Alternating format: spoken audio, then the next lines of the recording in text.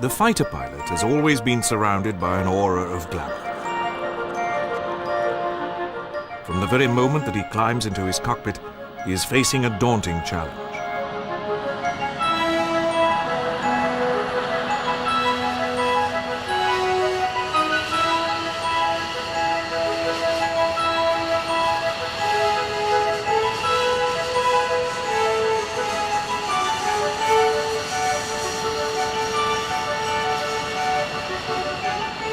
Not only will he be flying his aircraft at well over the speed of sound, but he'll be employing modern technology at its most sophisticated to track down and engage his quarry.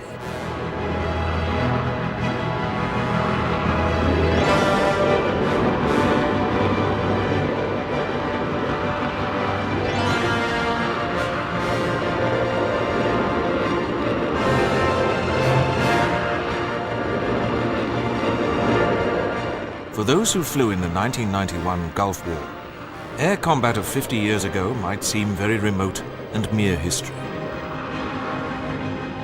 Yet, were the strategy and tactics of 1939-45, and indeed the character of the fighter pilots themselves, really all that different to those of today?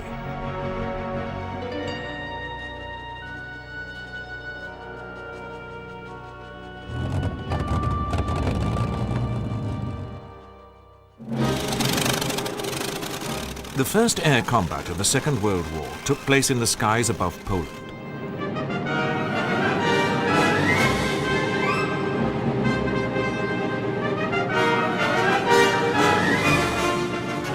The occasion was Nazi Germany's invasion of its eastern neighbor on the 1st of September 1939. Apart from its bombers, the Luftwaffe's main weapon was the Messerschmitt 109. Its prototype had flown as early as 1935, and it was the first all-metal monoplane fighter with enclosed cockpit and retractable undercarriage to enter service. The 109 had proved itself in combat during the Spanish Civil War. There was also the two-engined Messerschmitt 110, which was designed for deep penetration missions and was also used as a bomber escort.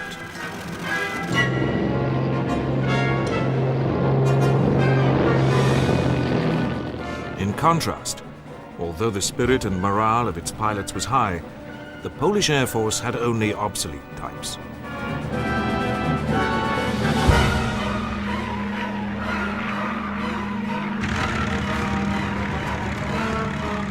The primary mission of the Luftwaffe in the Polish campaign was to gain air supremacy. Its secondary role was support of the ground and naval forces.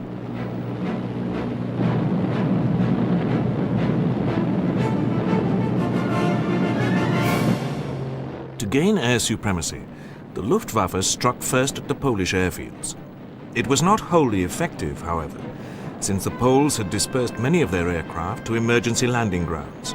Furthermore, on the opening day, few Polish aircraft could be drawn into the air. Indeed, the only air clashes came when Heinkel HE-111s attacking targets in the Polish capital Warsaw were intercepted by fighters. The escorting Me-110s, however, shot several down.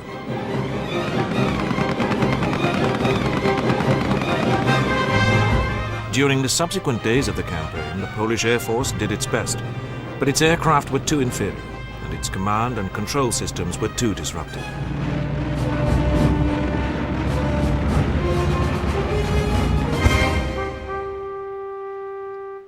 After losing some 400 planes destroyed on the ground and a further 350 in air combat, the remainder flew to Romania, where they were interned. Many Polish airmen managed to escape and go on to serve in the Royal Air Force. Indeed, the Polish RAF squadrons, both fighter and bomber, gained a unique reputation for their courage. Hitler now turned westwards to deal with France and Britain. But the need to assimilate the lessons of the Polish campaign and debate over the plan of attack delayed the invasion.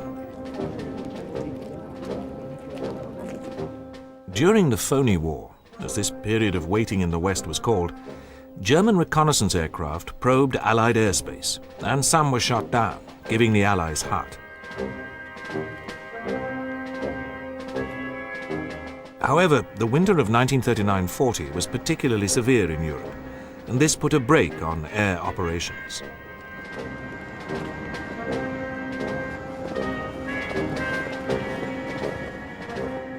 Hitler's end-of-winter decision to invade Denmark and Norway in April 1940 imposed a further delay. Indeed, it was not until the 10th of May that the long-awaited attack on France and the Low Countries began. In a little over 2 weeks, Holland and Belgium were overrun, and the remnants of the northern French armies and the British Expeditionary Force trapped at the French Channel port of Dunkirk.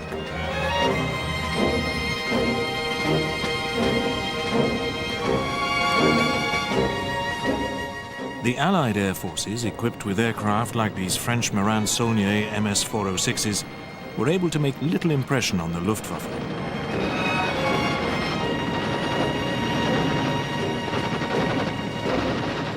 The Luftwaffe now turned on the ships rescuing the forces in the Dunkirk pocket. This gave the RAF fighters their first real test against the Germans.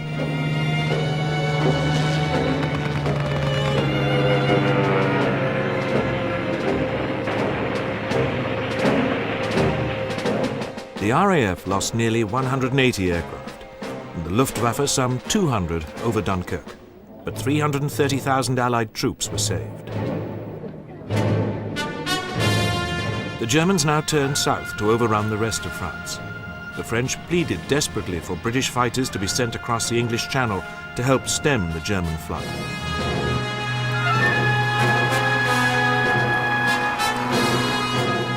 It was now that the Commander-in-Chief of RAF Fighter Command, Sir Hugh Dowding, stepped onto the scene.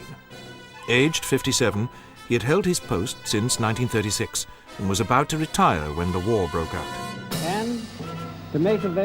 Dowding had striven hard to build up Britain's air defences and refused to allow any more of his precious fighters to be needlessly sacrificed.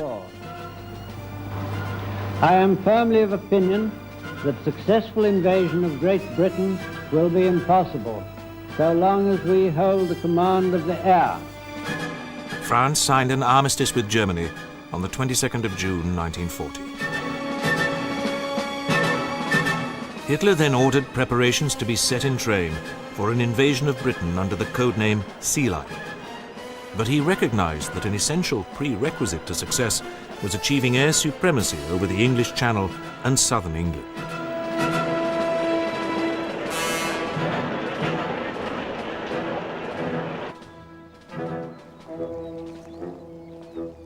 In order to achieve the necessary air dominance over Britain, Hermann Göring's Luftwaffe could call upon 3 Luftflotten, or air fleets. Based in France and Belgium were Albert Kesselring's Luftflotte 2 and Hugo Sperler's Luftflotte 3. There was also the smaller Luftflotte 5 in Norway. Their total of aircraft was some 3,000, of which 700 were Me-109 fighters. The RAF could field a bare 600 fighters, of which half were Hawker Hurricanes, generally inferior to the Me-109, although more than a match for the Me-110.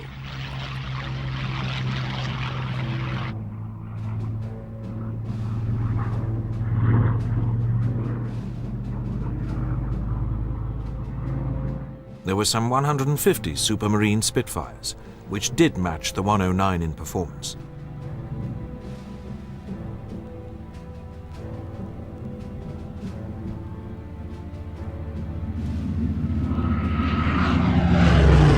Although many British fighter pilots had now been blooded in action, they still lacked the combat experience of their adversaries. Men like Werner Mulders,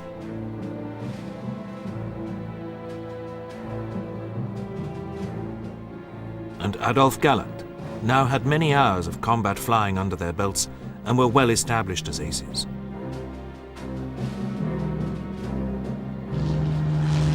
Furthermore, RAF fighter tactics were still overly rigid.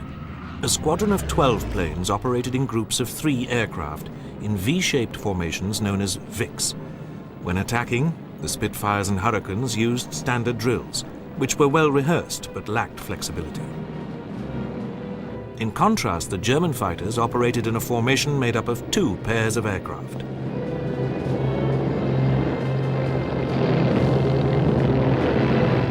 This was known as the Finger 4, after the outstretched fingers of a hand. Later adopted by the Allies, it was both a much more fluid formation and one that gave better all-round protection. What became known as the Battle of Britain opened in July 1940. The Luftwaffe first tried to draw the RAF fighters over the English Channel through attacks on shipping. Dowding, however, refused to be tempted more than was necessary. He knew that the main onslaught was still to come and wanted to conserve his limited strength.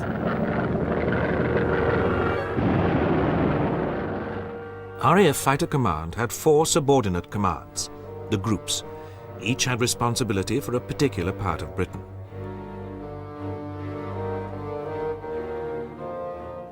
But besides their fighter squadrons, the groups also had a number of sector control rooms, which guided the fighters towards the approaching German aircraft.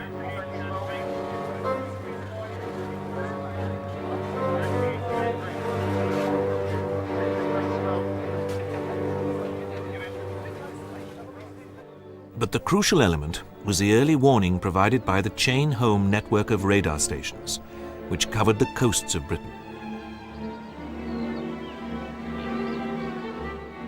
This was supported by the members of the Observer Corps, who monitored the progress of the German planes once they crossed the English coast.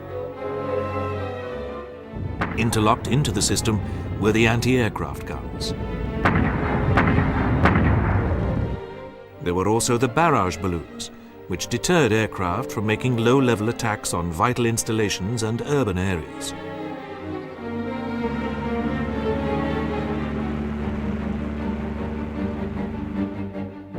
The German bombers would take off from their bases in northern France, get into formation, and then fly towards the English Channel. It was now that the radar stations picked them up.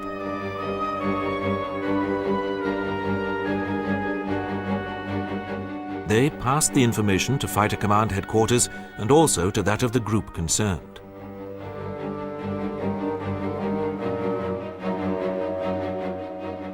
Fighter Command then ordered the group to attack. In the meantime, the guns had been engaging the bombers as they passed overhead.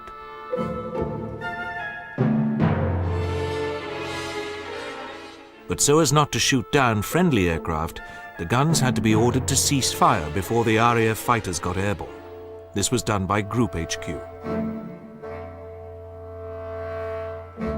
The order now went out to the relevant airfields for the fighters to take to the air.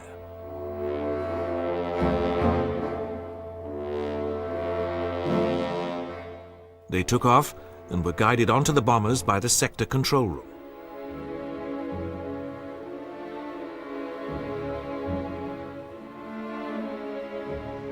Goering, believing he was successfully wearing down the British fighter strength, planned a final knockout blow directed at the fighter airfields in southern England.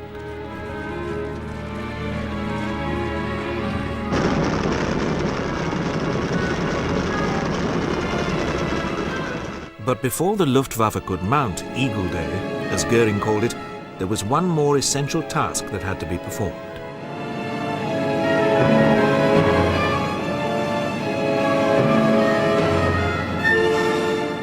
This was to knock out the radar stations.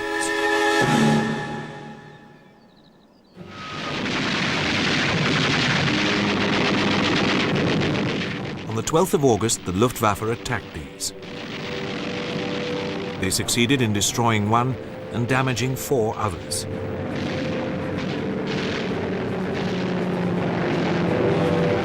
This meant that for some hours, Fighter Command was almost blinded.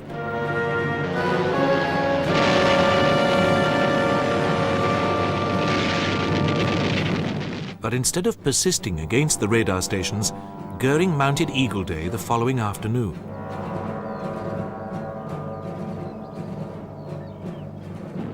Numerous airfields in the south of England were to be damaged so severely that the remaining British fighters could not use them.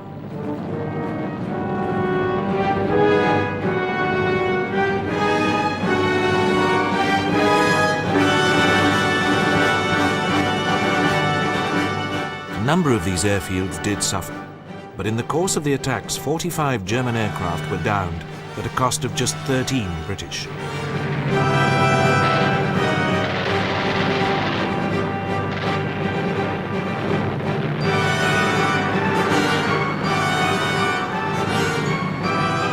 The knockout had not been achieved, and for the remainder of August, the Luftwaffe continued its efforts.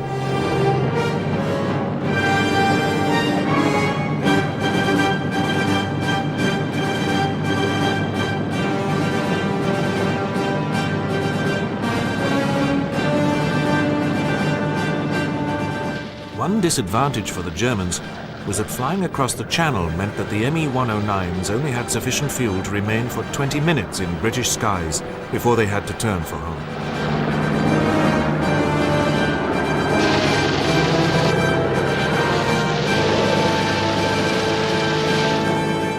Many aircraft were shot down over the Channel itself.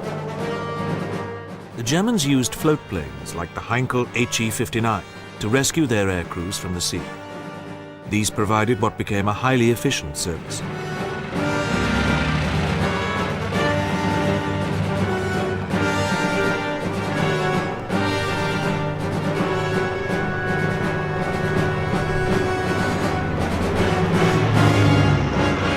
The RAF employed high-speed motor launches for this purpose.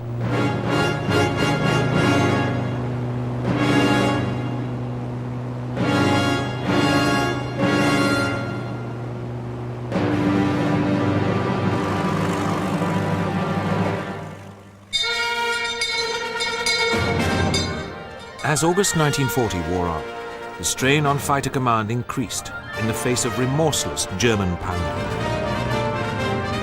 The RAF's Battle of Britain pilots were on standby from dawn until dusk, often making 3 or 4 sorties a day.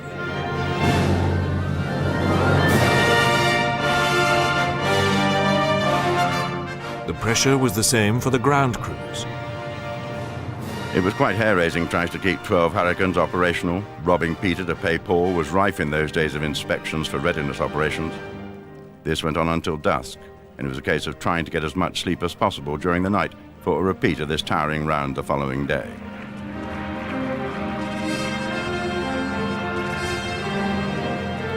But although the RAF was losing less aircraft than the Luftwaffe, the losses were increasingly serious. The fighters themselves were not the problem, since production rates were increasing and outmatching losses. Instead, Dowding was running out of replacement fighter pilots, and in desperation, he was forced to cut the training time for new pilots.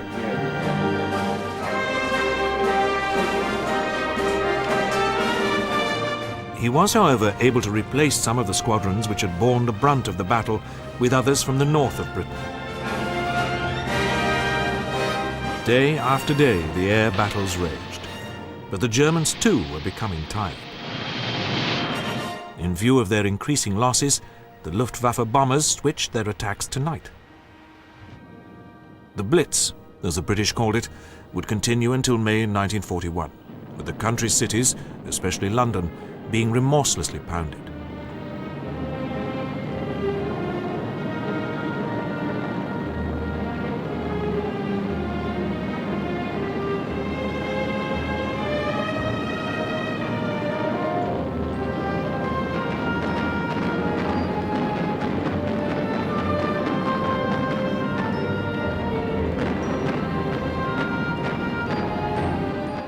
As for the Battle of Britain, daylight action continued until the end of October.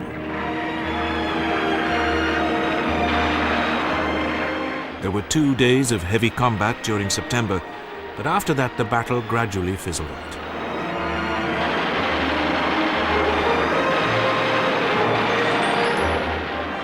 It had cost the Luftwaffe some 1,600 aircraft and many crews, as against some 940 British aircraft. What the Battle of Britain had demonstrated was that thanks to the metal-framed monoplane fighter and radar, the pre-war fear that the bomber will always get through was not necessarily so.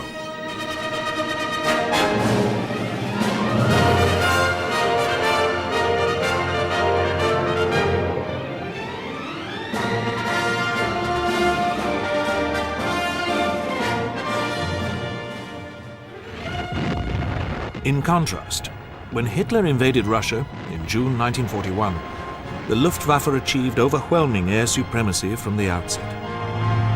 Unlike with the Poles, the Soviet aircraft were caught on their airfields, and the Germans claimed no less than 1,500 destroyed on the ground during the first day of the attack alone.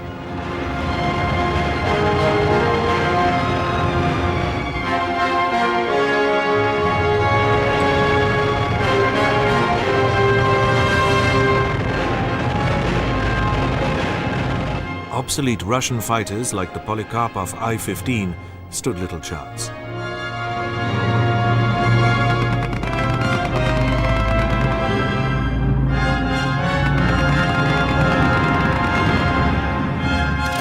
The newer marks of Me-109 also outclassed the more modern Soviet fighters.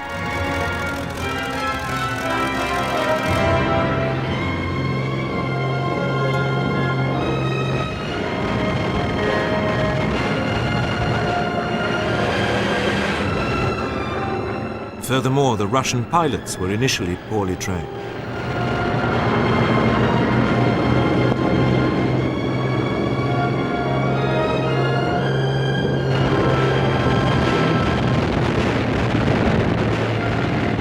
In the end, on the Eastern Front, it was largely overwhelming superiority in numbers of aircraft which ground the Luftwaffe down. Nevertheless, the German fighter pilots on the Eastern Front were soon notching up impressive tallies of kills. The highest scoring ace of all time, Erich Hartmann, served throughout in this theatre, beginning his operational career in October 1942. He achieved no less than 352 combat victories. The Russians called him the Black Devil because of the nose color of his 109 and put a price on his head. Hartmann was eventually shot down and served 10 years in a Soviet labor camp before being repatriated.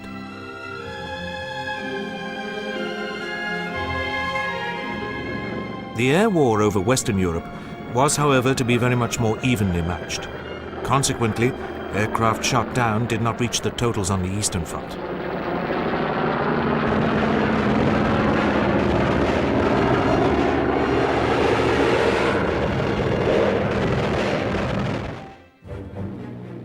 In summer 1941, the RAF began to take the battle to the Germans, with day bombers being used to lure the German fighters into the air through attacks on military installations in France.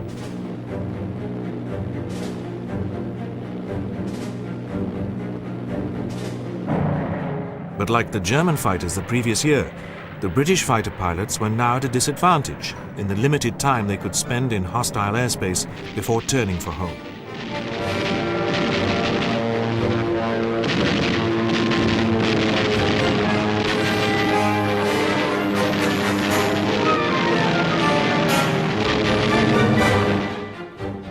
Yet even though a significant number were lost, the RAF fighters did enjoy some success.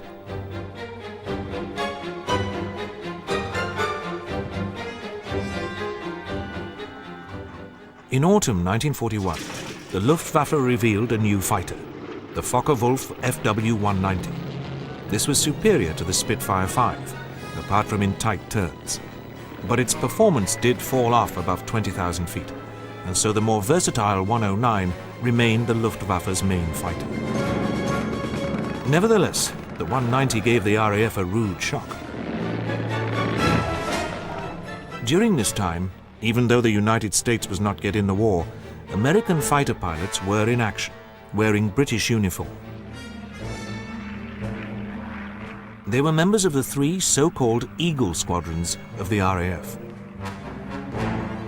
Indeed, 8 Americans had actually fought in the Battle of Britain, although only one would survive the war. But in the spring of 1942, their country now at war, the pilots of the Eagle squadrons were joined by the might of the US 8th Air Force, which had begun to be deployed to Britain.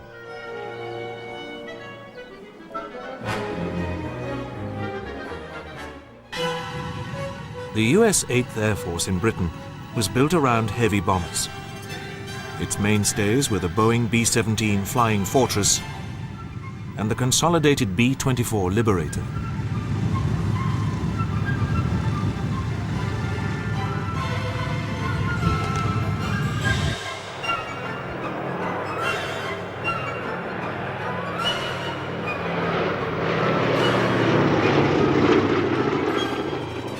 the 8th also had fighters. The first type used was the twin-boom P-38 Lightning. While this was slightly less maneuverable than single-engine types, the P-38 had a good range and was therefore ideal as an escort to the bombers, which was the 8th Air Force fighters' primary task.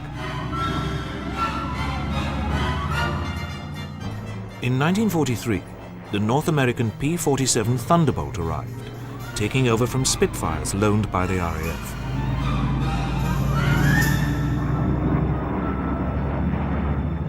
With its immensely powerful radial engine, the P-47 was called the Jug, short for Juggernaut, by its pilots.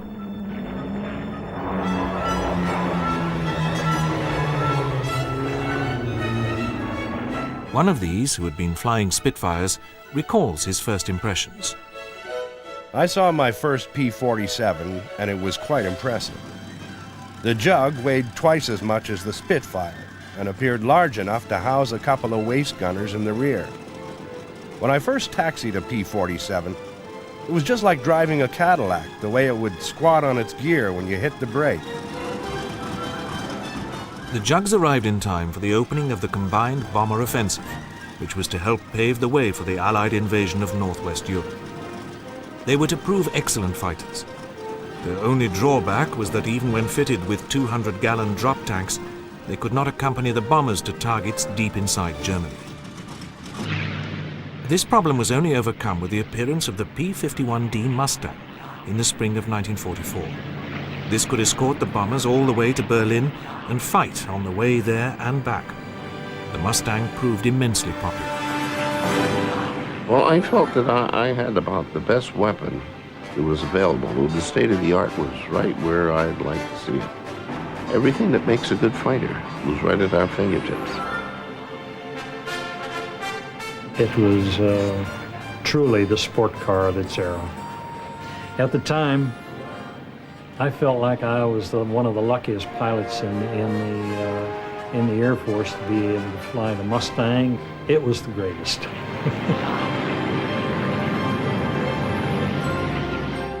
Don Blakesley flew more combat hours than any other American fighter pilot in Europe and led the 8th Air Force's first Mustang group. I felt it from the first time I saw the airplane, the first time I flew it, and the way it handled. And when I knew I could go any place, and I mean this sincerely, there wasn't a place that I couldn't go in the enemy territory. That was it.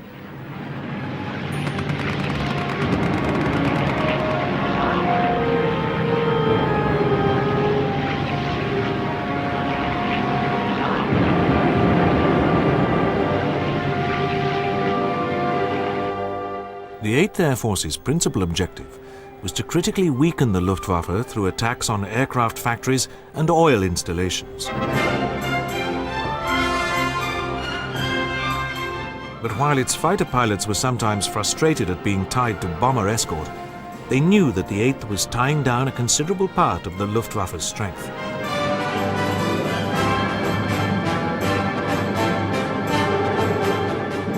But the Germans also had to invest enormous resources into building up a night fighter arm to combat RAF Bomber Command's attacks by night, the other prong of the combined bomber offensive.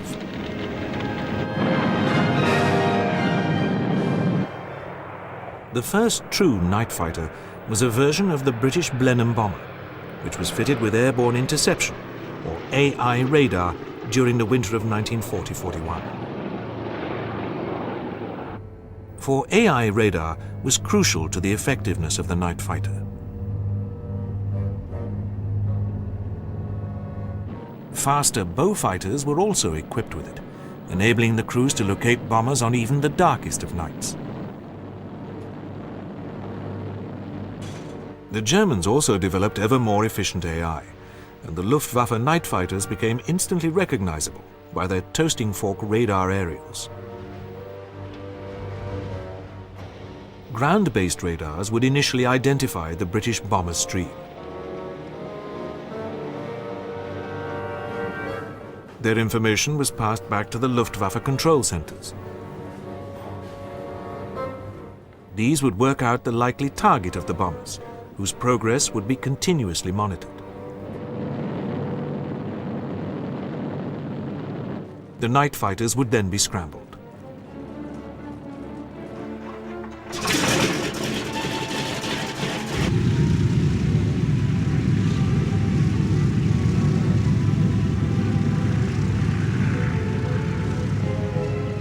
The German night fighters' most effective weapon was an upwards-firing 20mm cannon known as Schräge Musik, slanting music.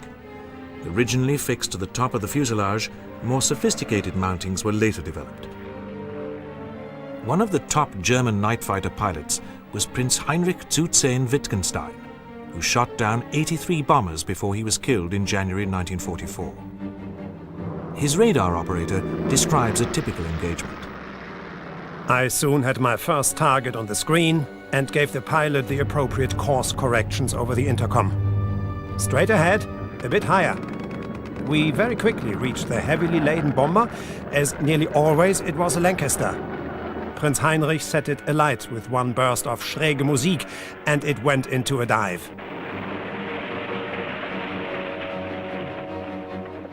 The British eventually countered the German night fighters by sending their own Mosquito night fighters to accompany the bombers, and these scored a number of successes. Okay, I'll hold him now. Have a look with the glasses. Right. It's a twin engine. I can't see any exhausts. Okay, I've got the glasses. Where is he? Right above there, about 50 degrees at 1 o'clock. You see him? We're right below him. Yes, there. I see him. Yes, hold on. Single fin. It's 88, definitely. Okay, that's what I thought it was. We'll drop back. Right. Range is going out to about 450 again. Okay. Well, this ought to shake him.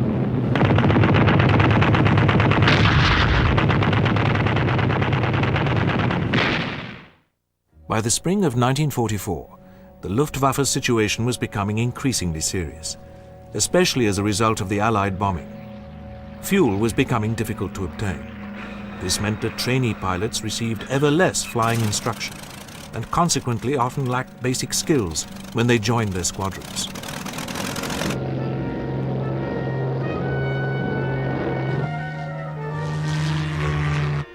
As for the veterans, for so long the backbone of the fighter arm, In striking contrast with British and American pilots, there was never at any period a fixed tour of duty in our service. Whoever was fortunate enough to be trained as a pilot and sent to an operational Staffel just flew and flew and flew until he was killed, or was lucky enough to survive.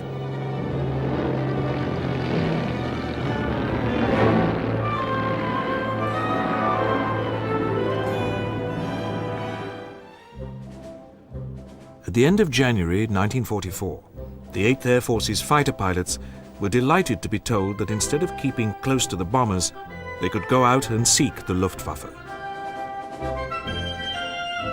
It was a sign that the battle was being won.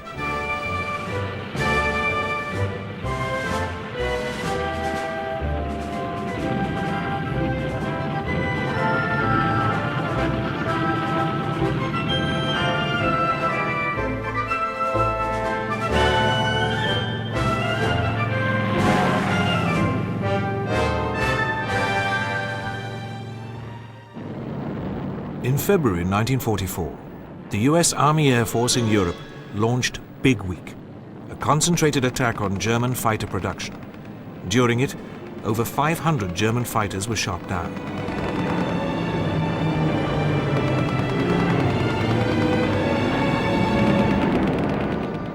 Attention now turned to crippling the Luftwaffe and German communications in northern France, so as to ensure the success of the Allied invasion.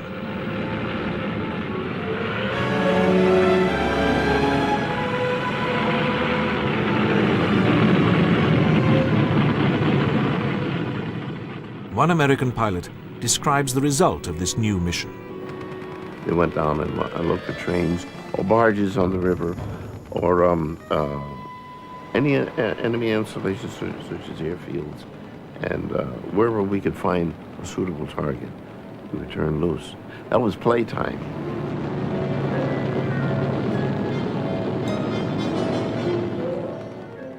It was a great thrill to hit an airfield and blow the planes up, or to hit a transportation target, to hit a locomotive and see the steam blow.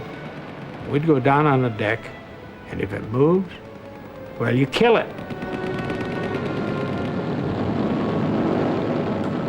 So successful were the Allied air efforts that when the landings on the Normandy coast took place on the 6th of June 1944, hardly a German aircraft appeared over the beaches.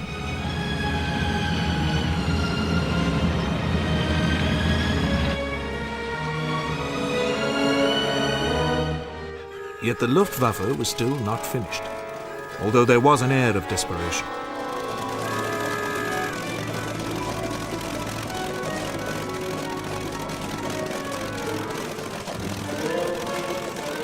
In a typical encounter during these dark days for the Luftwaffe, an Me-109 squadron commander with just 5 planes clashed with 60 Mustangs and Thunderbolts over France in August 1944. The battle does not last for more than a few minutes. Corporal Wagner is the first to be shot down. He does not escape from his flaming aircraft. Then I see another aircraft on fire, and Flight Sergeant Freigang bails out. His wingman goes down in flames a few minutes later. That leaves only my wingman, Sergeant Ickes, and myself. For us, there can be no way out. If this is to be the end, I can only sell my life as dearly as possible. True, the Luftwaffe did now have 2 revolutionary new aircraft in its armory. The first was a rocket-powered Messerschmitt Me-163 Comet, its top speed of 600 miles per hour, making it the fastest aircraft of the war.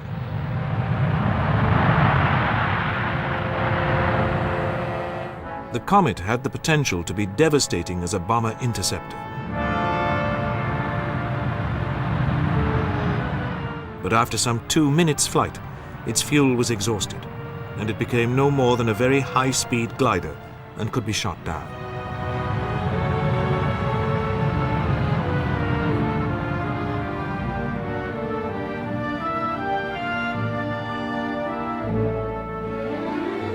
The other new aircraft was a jet, the Messerschmitt Me-262. This could fly some 100 miles per hour faster than the Allied piston-engined fighters. Yet the 262 also had its vulnerabilities, especially when it had to throttle right back to land.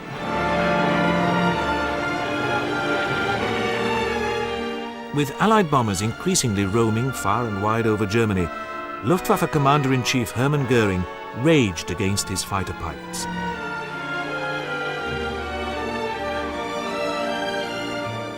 The main object of his scorn was 32-year-old General of Fighters Adolf Galland, seen here with Hitler during the Christmas 1940 festivities. A veteran of Spain and the early victorious Blitzkrieg campaigns, Galland was the very epitome of a fighter pilot. A fellow ace said of him, People forgave him his extravagance.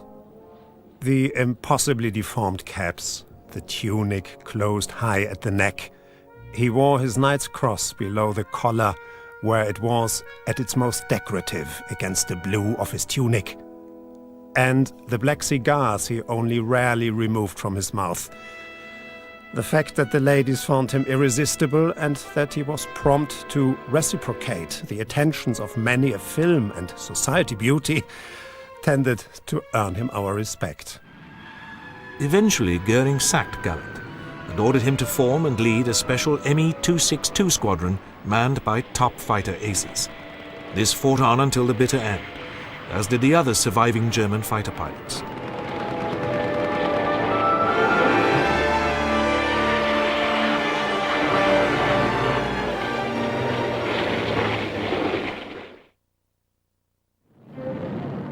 If Germany was desperate by spring 1945, so was its far eastern ally, Japan, being pounded as it was by the mighty B-29 superfortresses. To Japan's veteran fighter pilots, the heady days of 1941-42 seemed an age ago. In the immediate post-Pearl Harbor era, the Japanese had overrun much of the Pacific and Southeast Asia in a matter of months. obsolete Allied aircraft had proved no match for Japan's main fighter, the Mitsubishi Raisen, known by the Western Allies as the Zero.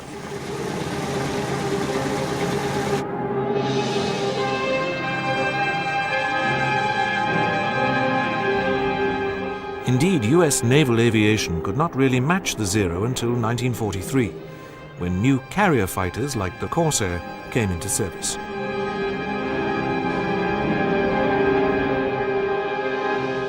Yet one man did demonstrate during this dark time for the West that the Zero could be beaten. This was Colonel Claire Chennault. He had retired from the US Army Air Corps in 1937 and gone to China at the request of Madame Chiang Kai-shek, wife of the Chinese leader, to help organize the Chinese Air Force in the war against Japan, which was then raging.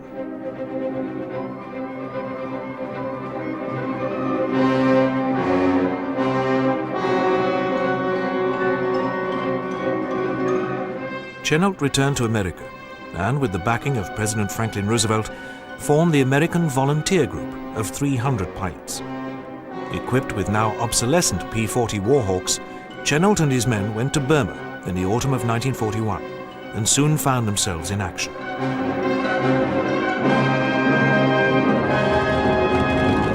The Warhawk was inferior in performance to the Zero, but Chennault taught his men to operate in pairs, using the advantage of height to attack in a steep dive. The Flying Tigers, as they became known from the bared-teeth decor of their aircraft, soon made an impact, especially in attacks on bombers supporting the Japanese thrust into Burma.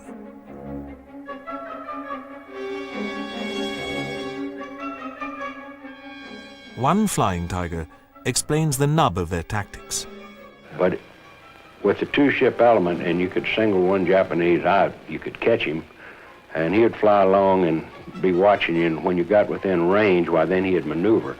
Well, in this case, your wingman would drop back, and then when that Japanese maneuvered, why, I'd put a very low angle on him, you see, and he'd get a head-on shot on him. So that's the way we compensated against the maneuverability factor, because we had the other two, the speed and the firepower.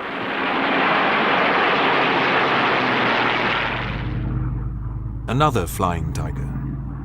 And now it was my turn, diving and turning to line up my gun sight, squeezing the stick trigger, and hearing the crackling sound of my 4.30 caliber wing guns, and the slower, powerful thudding of the 2.50s in the nose. The pungent smell of cordite filling the cockpit. A good smell. And all the while, that creepy crawling feeling in the back of the neck, knowing that their fighters must surely be about to bounce down on us.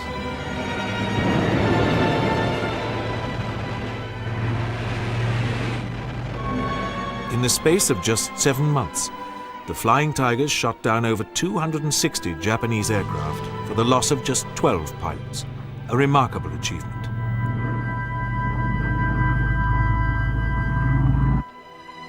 Thereafter, they became part of the US-China Task Force, later 14th Air Force, which Chennault commanded for the remainder of the war.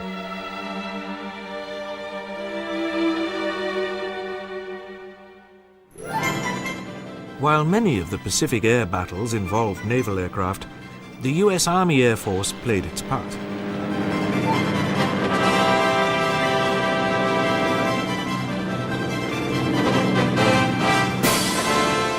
This was especially during the long campaign in the Solomons, which began with the American landings on Guadalcanal in August 1942.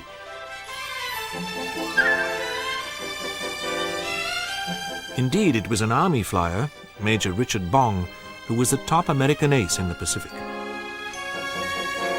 Flying a P-38 Lightning, he achieved most of his 40 victories against Zeros. Sadly, Bong, having returned to the United States to become a test pilot, was killed in 1945 while flying a P-80 Shooting Star jet. Army Air Force P-51 Mustangs were also prominent in the last months of the war in the Pacific.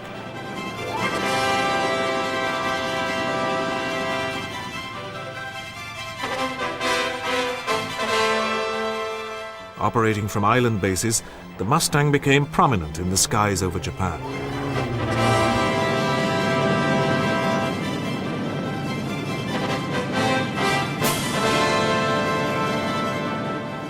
Their primary task was to keep the Japanese fighters away from the B-29 bombers.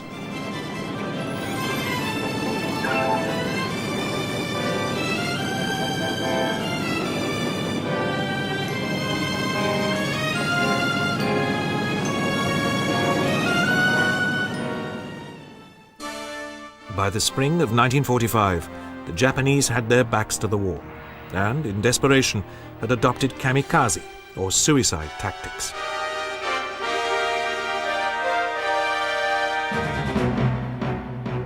Their fighter pilots were now ordered to bring down the B-29s by crashing into them. They responded willingly to this, since to die for the Emperor was the greatest honor for a Japanese warrior.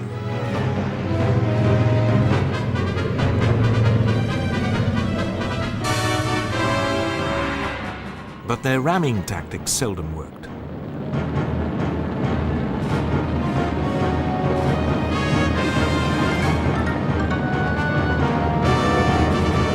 The Japanese pilots also tried to destroy B-29s by detonating bombs in front of them.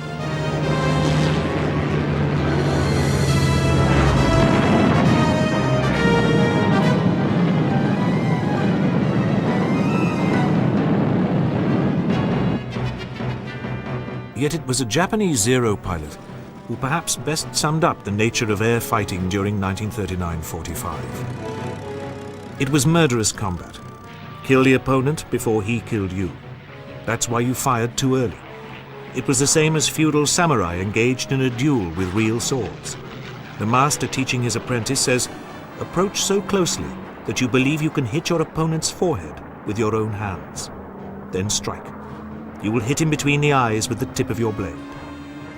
At 300 meters, the opponent's plane seems to be right next to you, because unless you shoot quickly, he will blast you.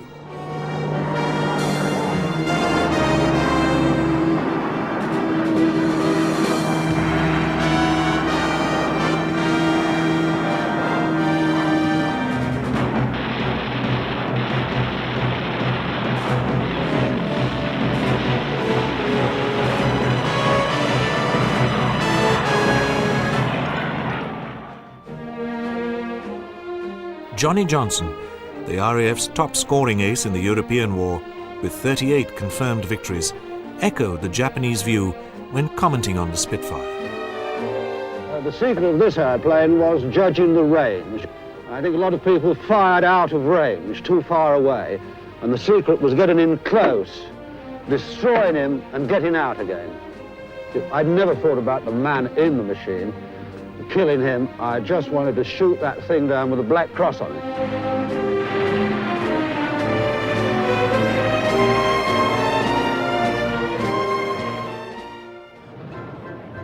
For today's fighter pilot, with his head-up display and air-to-air missiles, which enable engagements to be carried out at ranges of miles rather than yards, this might seem all very out of date.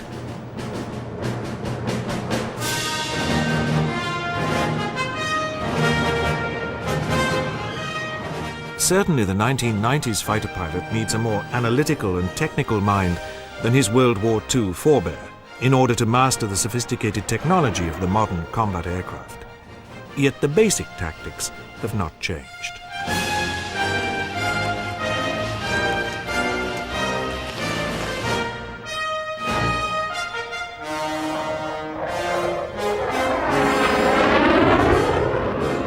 Furthermore, the fighter pilot is still much the same character.